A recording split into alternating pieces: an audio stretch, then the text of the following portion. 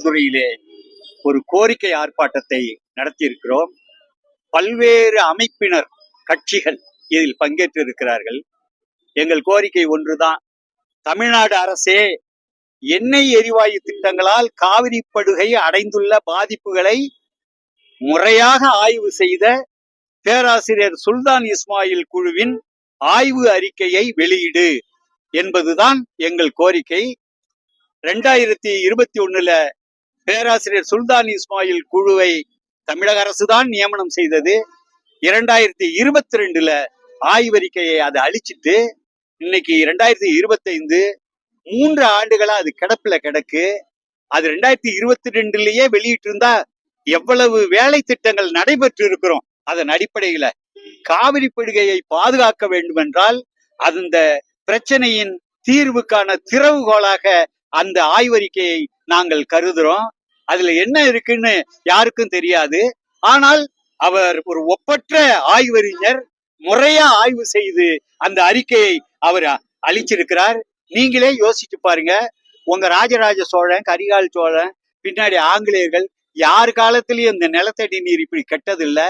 இந்த 30 ஆண்டுகளுக்குள்ளார இந்த தண்ணியில இரும்பு, ஈயம், மக்னீசியம், கச்சா எண்ணெய், பென்சீன் எல்லாம் கலந்து குடிக்கவே முடியாதுங்கிற நிலைமை வந்துச்சுன்னா அந்த காரணத்தை நம்ம ஆய்வு செய்யணுமா இல்லையா? தமிழ்நாடு அரசை ஆய்வு செய்ய சொல்லிட்டு அறிக்கையை வெளியிடாமல் இருப்பது நியாயமா என்பது என்ற கேள்வி இருக்கு. இப்போதும் ONGC நிறுவனம் பழைய எண்ணெய் கிணறுகள்ல புது தொழில்நுட்பத்தை பயன்படுத்தி அநியாயம் பண்ணிக்கிட்டு இருக்கிறாங்க.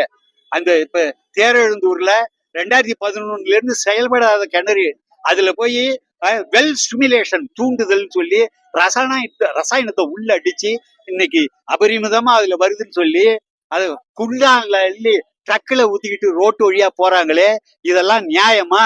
இதை நாங்களும் மாவட்ட ஆட்சியர், மாவட்ட நிர்வாகத்துக்கிட்ட சொல்லிட்டோம், கேட்கல. அவங்க ONGC நியாயமா இருக்கிறதாக அவங்க கருதுறாங்க. அது அரசு அதிகாரிகளிடையே உள்ள ஒரு உளப்போக்கு அப்படிங்கறத நாங்க சொல்லி காட்டுறோம்.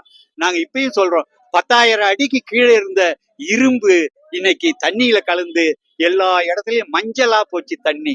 குடிச்சவங்களுக்கெல்லாம் கிட்னி ஃபெயிலியர் எல்லாம் இந்த பட்டியல் போட்டிருக்கிறாங்க. தேரெழுந்தூர் GHல 25 பேருக்கு புற்றுநோய், பக்கத்து ஒரு கோமல்ல 45 பேருக்கு புற்றுநோய். எங்க இல்ல? இதெல்லாம் எப்படி வந்தது? கைய கட்டிக்கிட்டு சும்மா இருக்கிறது தான் MLAக்களின் வேலையா? கைய கட்டிக்கிட்டு சும்மா இருக்கிறது தான் அரசியல் கட்சிகளின் வேலையா? இந்த மாதிரி ஏதும் இல்லாத சாதாரண மக்கள் தான் போராடிக்கணுமா? தமிழ்நாடு அரசு கிட்ட வேண்டுகோள் வைக்கிறோம்.